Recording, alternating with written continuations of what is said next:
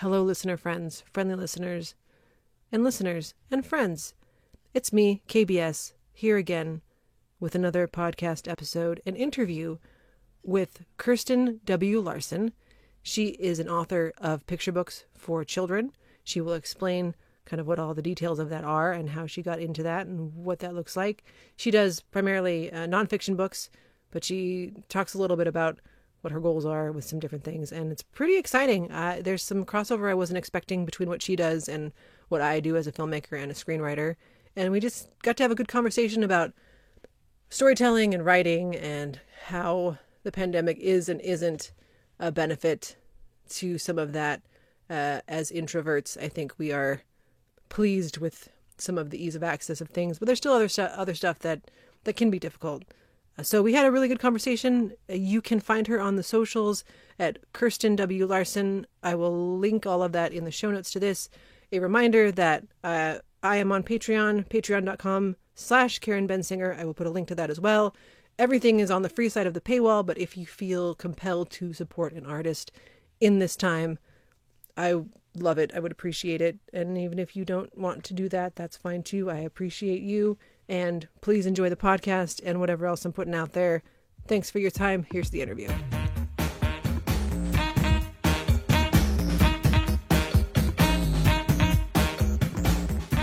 How are ya? I'm doing well. How are you?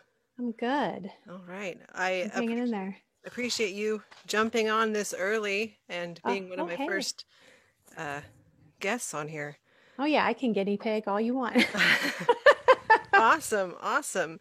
And I was just thinking how you and I met almost 4 years ago, just after the last big election. So Enrage. I know. I'm wearing my Biden-Harris pin every day until the bitter end. I'm wearing a Princess Leia t-shirt, which I feel is probably equivalent. Karen! Hey! You ready for The Mandalorian? I still have to catch up on the last season because it's good. It's good. Yeah, I was kind of waiting, and then I waited too long, and I was like, I better watch it all and then jump on too. But I watched a little bit of it, and I really like it. So yeah, no, yeah. Well, my other Princess Leia shirt is a woman. You know, a woman's place is in the resistance. Mm-hmm. So you know. Yes. Awesome. I'm also drinking it from a Star Wars glass. Oh, nice. I normally have my Yoda drink koozie, but not today. Well, these are the themes, I guess.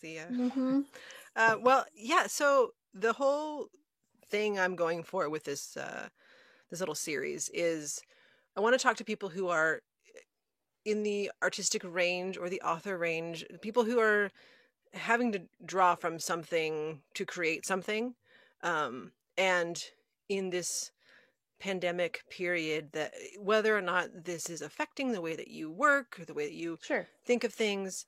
So just to get started, I wanted you to talk a little bit about what it is that you do. I know that you write these children's books, and that's about as much as I know. I know they're about actual things like nonfiction.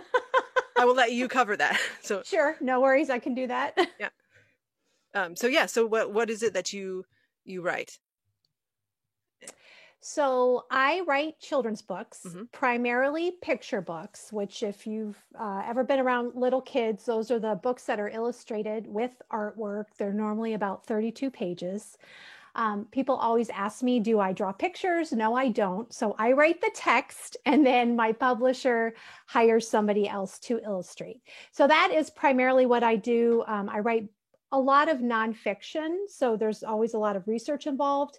I am branching out into graphic novels and am working on a middle grade novel right now, which would be for like 8 to 12-year-olds. Awesome. That's very cool. And as an avid reader as a kid, it's always exciting, I think, to see this kind of stuff, because I could not get enough of books. When I was in kindergarten and other kids didn't know yet how to read, I was the one that was assigned with, like, if there were words in any of the pictures, I had to read them.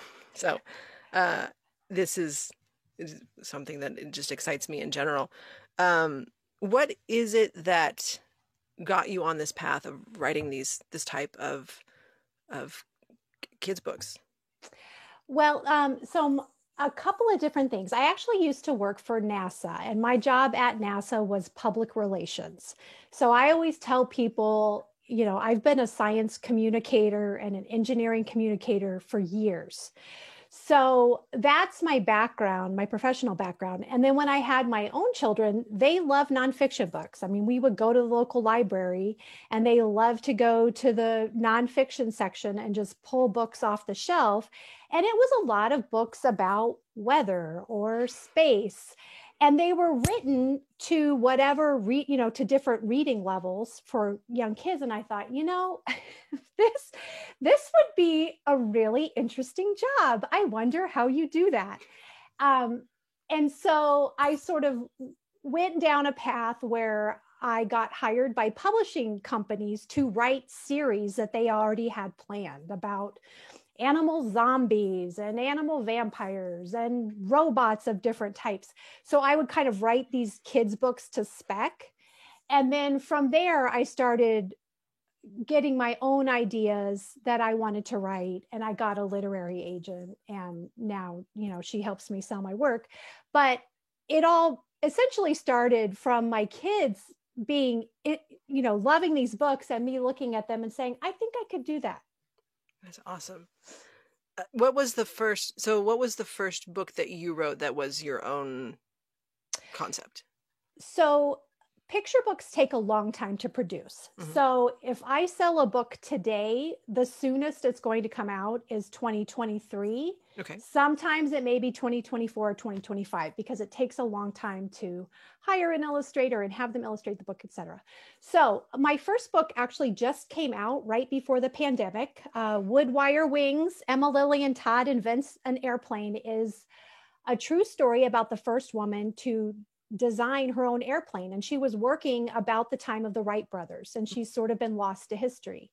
So I actually wrote the first draft of that book in 2016, and it came out February 25th, right before everything shut down for the pandemic. So I got to do an awesome launch event at Barnes & Noble, and I partnered with a local school, and we raised a lot of money for the school library and the teachers' classroom libraries.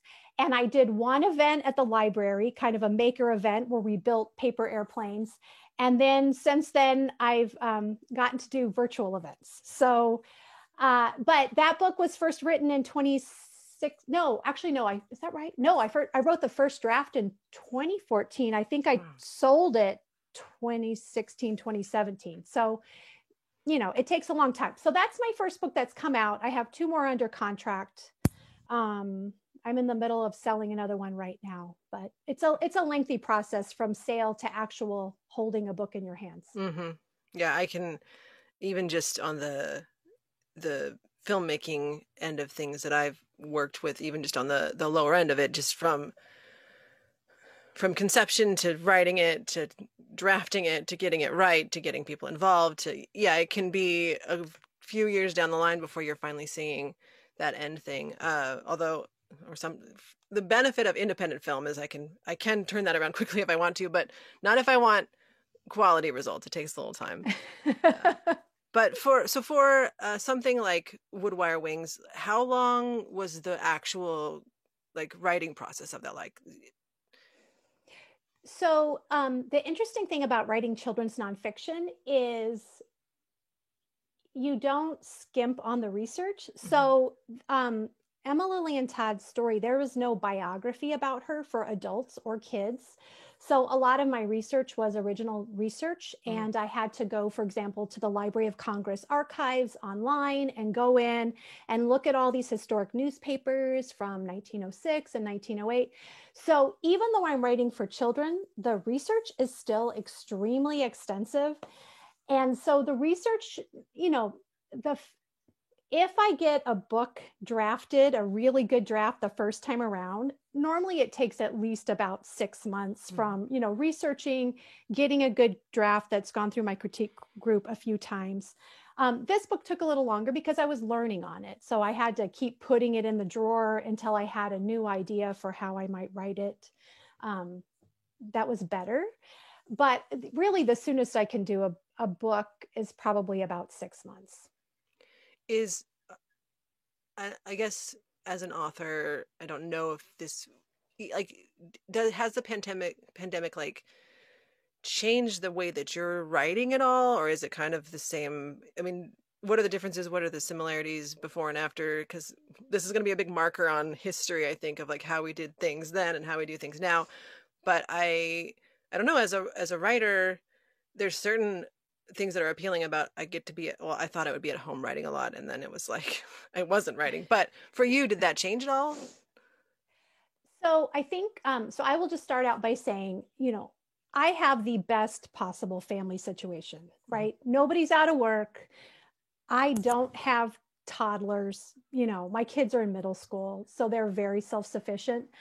But I think what's different for me is I am used to working from home. Introverts, we've trained for this our entire lives, Absolutely. right? We're here to succeed at the pandemic. Um, I think the thing that's hard for me is writing requires such deep focus. And so that has been what's really difficult for me. I do have a writing partner. She and I, we get up at 5:30 in the morning because that way we can have an hour before anybody else is up in our houses. So I can get an hour early in the morning, but if I'm in the middle of a draft or, if I have a revision deadline or something like that, I still need like another 2 to 3 hours of deep focus. And so what's been challenging for me, even with middle schoolers, is, my kids are schooling at home. And even though they're perfectly self-sufficient, the minute they've done whatever work they need to do in first period, they are looking for me and they're looking for the dog in the house. So it doesn't matter what I'm doing, but I'm like, I hear, Mom, where are you? And they want to come tell me what they did in first period, which is lovely. But if you're in the middle of a scene or you're trying to get some rhyme or meter just right, that constant switching focus can be very difficult. So I've always been a morning person, and normally I would drop the kids off at school and come back, and I would knock out another 2 to 3 hours and then do other things, right? Presentations I needed to do, or book reviews or blog posts or whatever. But what I'm finding now is that I'm having to juggle my schedule so that I can do my hour in the morning. And then normally it's the late afternoon because I wait until they go play their video games and then they're not looking for me. So I've had to and the late afternoon is not always the best time for me. But I have to find a way to sort of segue back into it because otherwise it's just not going to get done. Yeah, that is I feel the writing routine and schedule is it's such a necessary constant. I mean, for me, if I'm not doing something daily, even if I'm just knocking out, I do the 750 words thing. I try to do that daily. Well, I try. That's the key word there. Good for you. Yeah, just something, even if it's just whatever. Just like journaling or doing whatever, but so that I'm actively doing it. Because when I'm not doing that, then when I sit down again, it's like, okay, no, because you're facing that blank page or you're facing that little blinking cursor, and it can be harder to pull back into it. But yeah, so did you haven't like, so for me, and I'm kind of asking everyone this, like the first 3 months of stay at home were the hardest for me because I thought I'm been told to stay at home. I'm going to do everything I've been meaning to do. And I didn't do any of it. And other artists and creators I know have had a similar experience. Did you experience that at all? Or were you able to kind of continue? Well, I mean, the first 3 months of the pandemic, so my book had just launched, right? And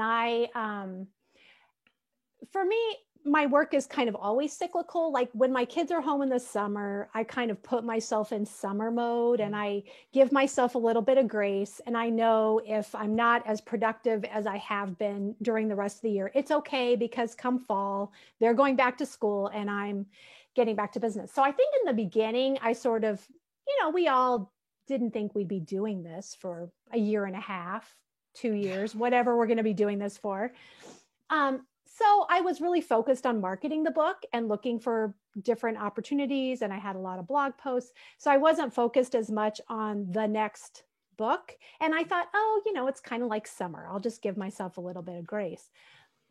But like you said, it is a muscle. I mean, essentially, creativity, if you get out of the habit, I sometimes feel like it is tougher to get in, and it sort of, I don't want to say it weakens your skills, but I mean, it's easier to keep writing when you're already writing. I mean, there's something about having some momentum. So I think for me, it was easier in the beginning just because I could be like, okay, well, this is going to go on for a few months, and I have a book come out. I'll just focus on marketing, and I won't worry as much about being productive. I was still working on a few things.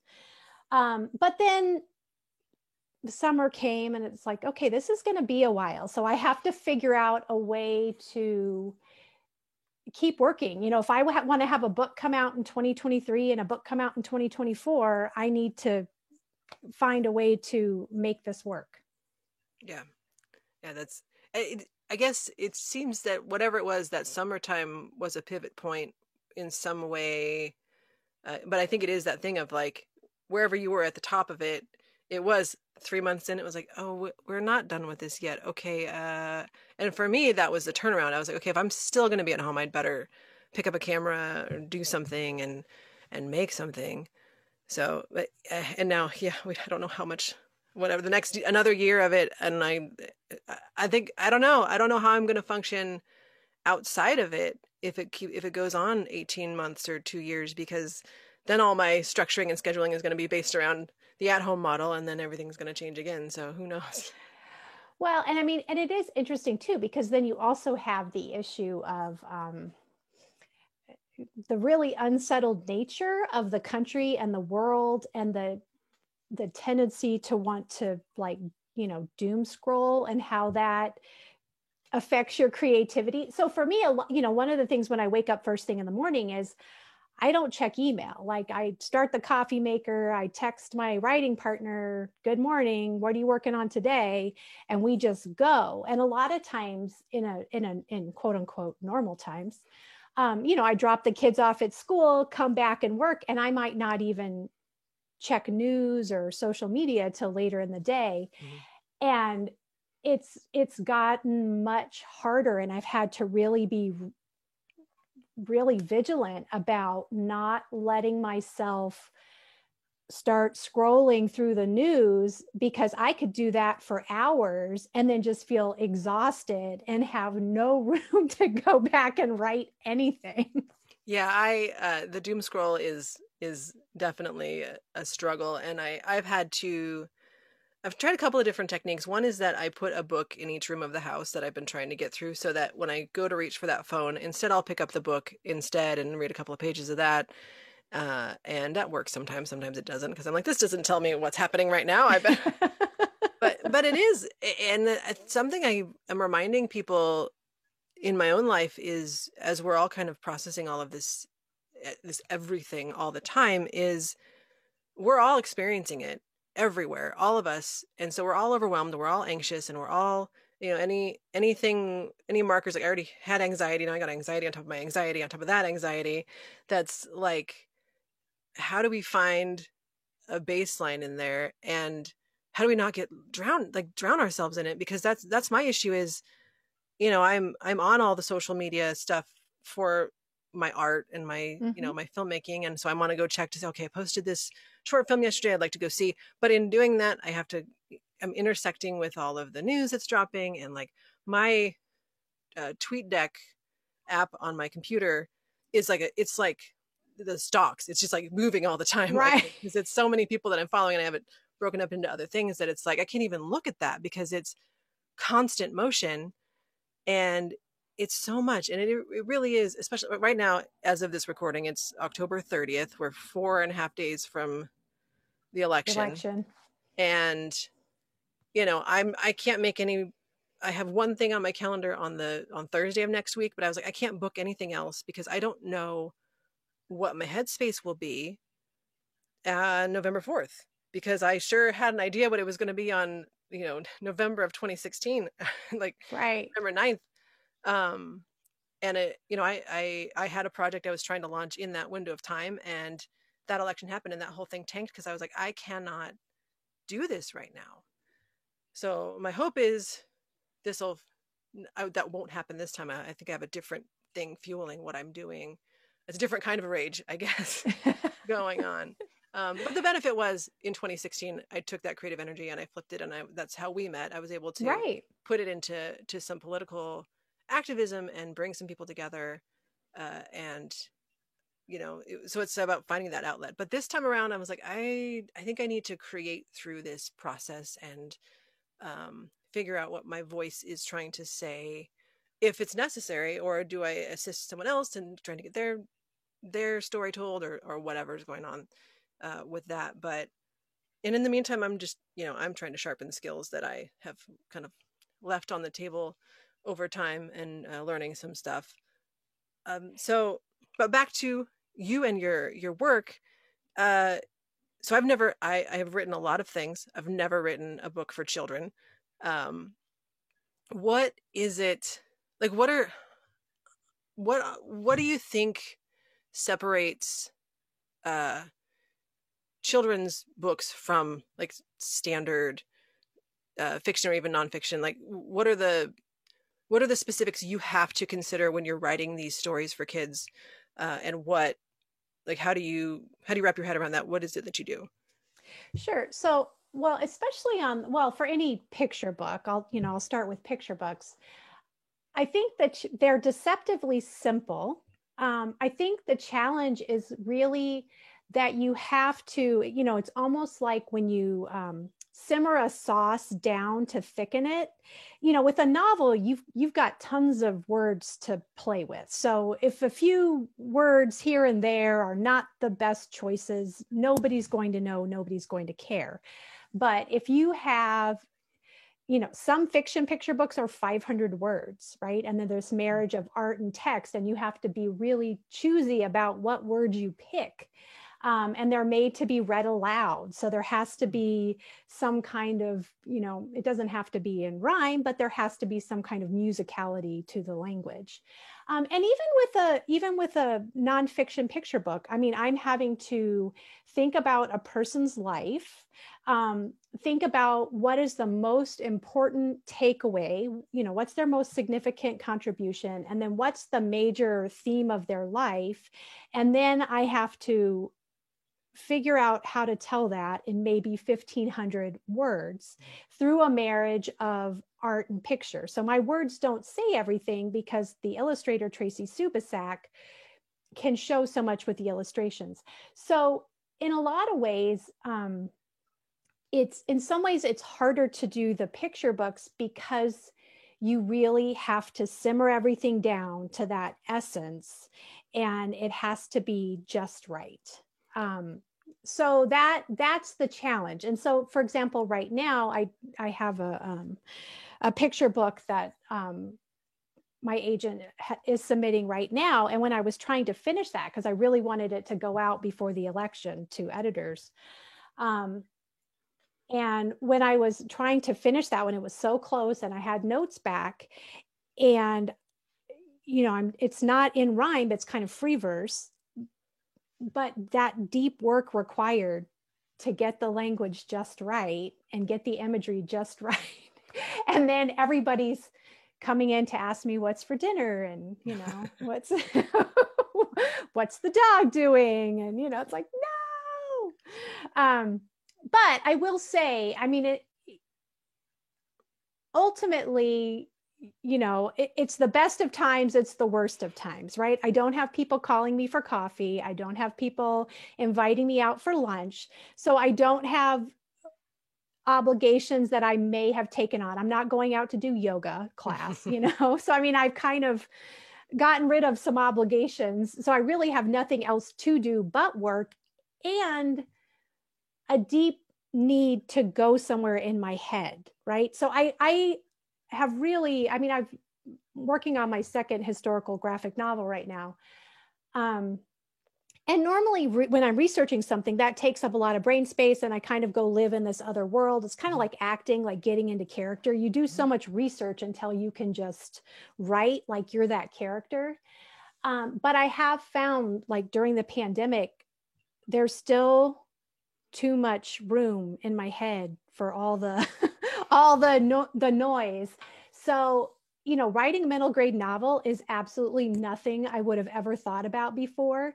But I thought, you know what? I just need somewhere to go, right? So I'm writing like this. I mean, I was a big Agatha Christie fan in middle school, so I'm writing this like Agatha Christie inspired middle grade novel because I'm like, I'm just gonna go somewhere fun. And for me, Agatha Christie, Dead Bodies in England was fun. So I just need places to go in my brain, because I'm not going anywhere else. Oh, that's fair. That's that. Yeah, I relate to that. And to circle back to what you were saying about the marriage of images and words, I mean, that's what screenwriting is also. Mm-hmm. And it's a very specific craft that's how, I mean, I wrote stuff before I wrote screenplays, but I started writing scripts when I was like 19. Like that's when I learned the craft. So I really, as I was coming of age as a writer, that's kind of what I focused everything into. And then I leaned more into like fiction, like standard fiction and prose from there. And so when I hear people like like standard authors who write novels or short stories talk about how difficult screenwriting is, my brain is like, it's not that hard. Come on, just but it is this thing where you have to figure out, okay, I need to write what we're looking at. I need to write what people are saying.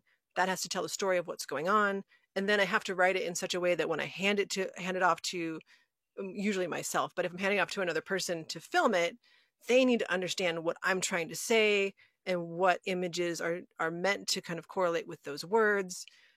And a really important thing for me is when I finish the script, I like to bring some actors on and we read through it. Is reading your work aloud something that you do as well because of the musicality of the writing itself? Yes. So I often do. And also because I found when reading something out loud forces you to slow down. Mm-hmm. It's so easy to read what you think you wrote. So you kind of just skip over and you're like, oh, I kind of remember what I wrote here. So you're not really paying attention. But if you slow down and you read it out loud, it makes you see what you really wrote and if it actually makes sense. Yes. It's like, oh, wait, no, that doesn't make any sense at all. So yeah, I do often read it out loud. And then I do have, a few different sets of critique partners. Mm-hmm. So, once I get it to a place where I feel like I'm stuck and I don't have it, I can't think of anywhere else to go with this, then I can send it to them. And normally somebody will say something or have a suggestion that will kind of send me off in a different direction. Yeah, I have, there's definitely that the reading through and going, yeah, no, I really thought that I was saying this picture, or these words don't make any sense when you say them together in a Right. um Oh, yeah. I have a great one. I literally just sent, it's not, it's a rhythmic picture book, but it's not, I don't know, it's not real rhyme, but I actually had a critique partner point out like a major error in the first two lines. Oh And no. I've read that thing like 1,000 times. And I'm like, how did I not see that particular stanza doesn't match all the rest of the stanzas in form? That was kind of dumb. Yeah, it's because your brain you're already living in those Mm-hmm. words, and you got to bring other people on. That's it's interesting because I think about that all the time with filmic storytelling, but to relate that to writing a book, Mm-hmm. it makes perfect sense, and I like learning that we all kind of all have the same struggles of of Right. that's not right. Uh, Well, and the interesting thing is, I mean, I think there's this great myth of, the tortured writer just locked away, solitary, in their room, just writing and writing. And, the interesting thing that I found the deeper I get in publishing is every book writing, it's such a team sport. I mean, your agent's going to have comments and your editor and the art director's going to have a perspective and the illustrator, and no book that comes out is ever exactly like the manuscript they bought. So it's always interesting to me that we kind of have this myth of this solitary creator, but even book writing is such a team sport. that's an excellent point because that is kind of the vibe I think that is felt and passed around that is like, if that's the thing, is if you want to write and be a collaborator, you do this, but if you want to write and have it be your own story, then just do this and no one else is going to interfere with that process. Well, sure, if I'm writing a manuscript and I'm going to take it to Amazon Publishing and format it and send it out myself, absolutely, I'm the only person involved. But I bet it probably will be better if other people are involved in that process, because I may have jumbled up some words in the middle of that. And someone will say, what? Yeah, those first two lines are nothing like the stanzas on the rest of it. Yes, you're right. Why did I not see that? I feel like too, especially, I can see exactly how that happened, because if it's right at the beginning, yeah, you're pushing on to the next. Yeah, got it. That's the beginning. It's there. It's done. What are you talking about? That's the first thing I wrote. Of course. Exactly. Okay. Sorry, I'm like checking my list and I don't know why I said okay, but that's okay. I looked on your website and you had this little section that was about sending out queries, and but it was specifically about mindfulness in that process. And I really liked it because, number one, it's very applicable to that any process that involves sending your work out and possibly receiving a lot of rejection. Although I love getting, I don't love it, but like I still have somewhere, I think my very first 2 rejection letters when I sent something off unsolicited to major studios. I was just so delighted to have something like on the Disney letterhead that was like, we did not read what you sent to us. Here it is back. Don't look. No, don't send it again. Threw it away. But I think though, what I appreciated about it, because it was the stop technique, that it is, I think, very applicable just to kind of everything right now, which is like processing whatever's coming at you that is not a good feeling and working through that. So I don't know, I'm just bringing that up because I saw that and I appreciated it. And it is mindfulness a thing that you apply to the other things that you're doing, or how does that come into play? So, this is going to sound really strange, but I was a very good meditator until the pandemic. Part of it, yeah. So I normally, I love meditation, and I find just the whole idea of mindfulness and focusing on the current moment and trying to block, I don't want to say you block out other thoughts. You kind of let them come through. You just don't grasp onto them and, focus on them. So I love the idea of mindfulness. And I do think, especially now, it's, even though I don't actually sit down and meditate, because sometimes I feel like I just don't have the level of privacy that I need to sit quietly and really focus. I mean, I do try to take moments where I just focus on my breath or, focus on whatever my immediate surroundings are.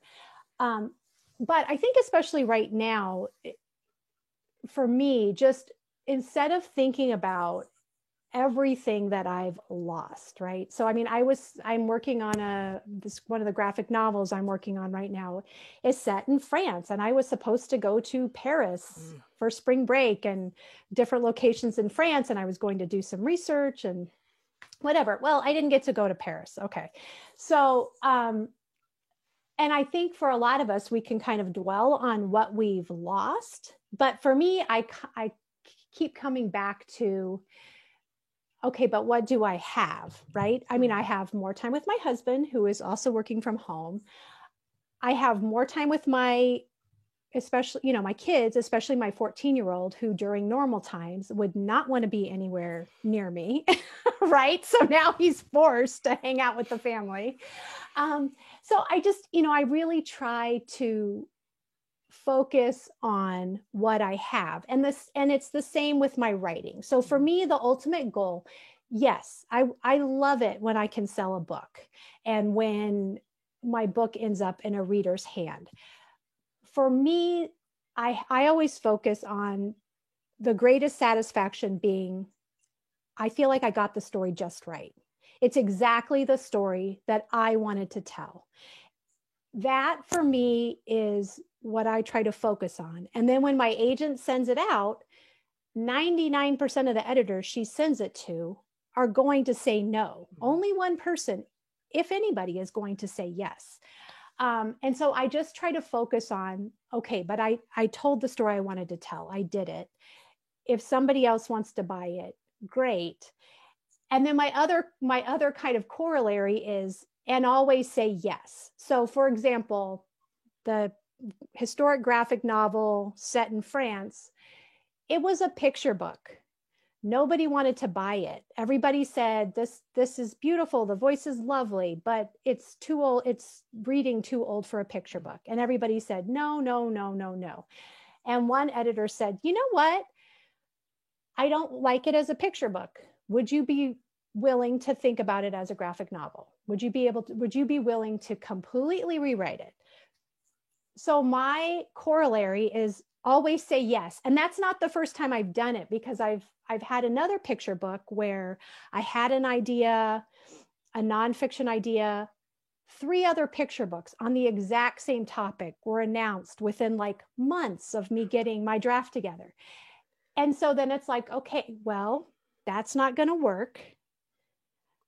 Maybe we could try it as a graphic novel. Okay, say yes to that and go with it. So, for me, it's always my measure of success is, did I tell the story that I wanted to tell to the best of my ability? And then if an opportunity comes up because somebody doesn't want it the way it is, I'm always willing to say, sure, I'll try it. You want a graphic novel? Of course. I'll do that. Well, that sounds, the graphic novel sounds cool. So even if it's out of my demographic, it sounds like something I would look at. So. Graphic novels are, I personally love graphic novels, and I am super excited about the possibility of like nonfiction told in comic style. So yeah, in fact, I've got one I just checked out on Kent State that's on my iPad. Yeah, there's something special about words and pictures together. I'm a filmmaker, of course I'm going to say that, but I think there is something that is unique about it, and especially with stuff that feels dry otherwise, that is so helpful and breaking down that barrier of that, like graphic novels are not real reading or any of that garbage that, I don't even know that I was trying to read graphic novels as a kid, but I think there has been a stigma about it. And I appreciate that in the last, I don't know, probably 5 to 10 years that's shifted.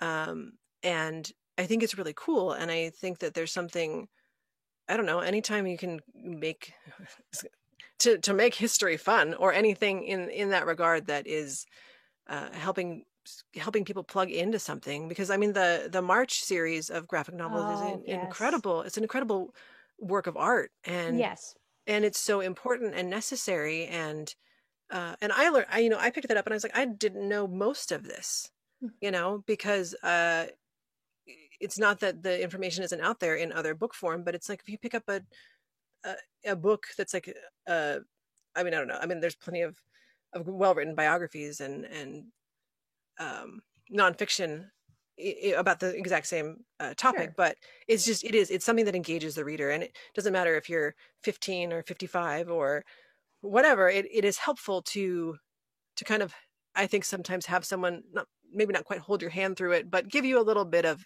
access to something that feels otherwise too heavy or too dry to kind of take on in a way that is otherwise easier to digest and take in. And then we can educate people so they know things, so that people have informed opinions as we move through the world, which might be a big ask, but I would appreciate that.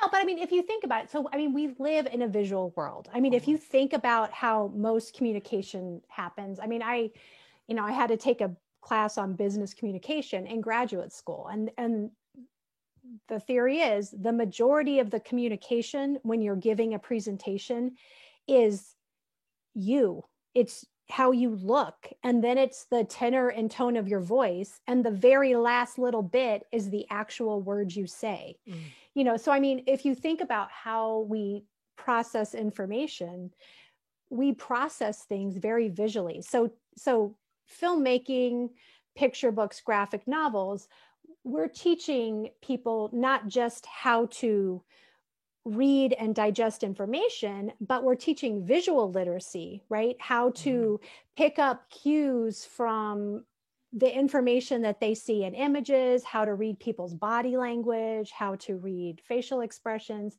So, I mean, there is the thing I appreciate about those media is they can be read on a couple of different levels, not just the information, but then you can also read all the visual information and gain so much more. Yeah. And visual information for me particularly is really important because as avid as a reader as I was as a young person, I'm trying to match myself now as an adult, and I cannot. I was like, I was doing like 8 books a week. Audiobooks count, Karen. It's true. I love audiobooks. But for me, learning later in life that I have a wide array of neurodiversities that made things difficult for me that I didn't know that I had, that were a part of me. I can look back and see that TV and movies are how I learned a lot of social skills and just the way people interact and how to read that body language and those different things. And sometimes I do look at some of that and I think, okay, I thought this was a standard. And I'm like, no, that was like a Happy Days episode that I mean, I don't know. But, like just certain things that I thought were kind of the baseline. And I was like, oh, that was like an exaggerated version of something. Not everybody shows up and goes, hey. Yeah. Rooms and I'm hitting the jukebox. Nobody's. But yeah, so I think that is really important. As you were saying, like that all of those things work together to help us process and understand and integrate into society and relate to each other. And we do live in this digital world where we're losing some of that, but I think getting some of it back because as an introvert who has been wanting this kind of Jetsons like future of video calls and different things, it is kind of amazing to see all of a sudden things are accessible that weren't. So, all of a sudden, I can, I mean, even like DoorDash is like my favorite thing because pandemic aside, if I don't have to directly interact with a person, sometimes that's better for me. And, for different reasons. And so I'm appreciating those elements of this era that we're living in. But yeah, back to the visual thing is, I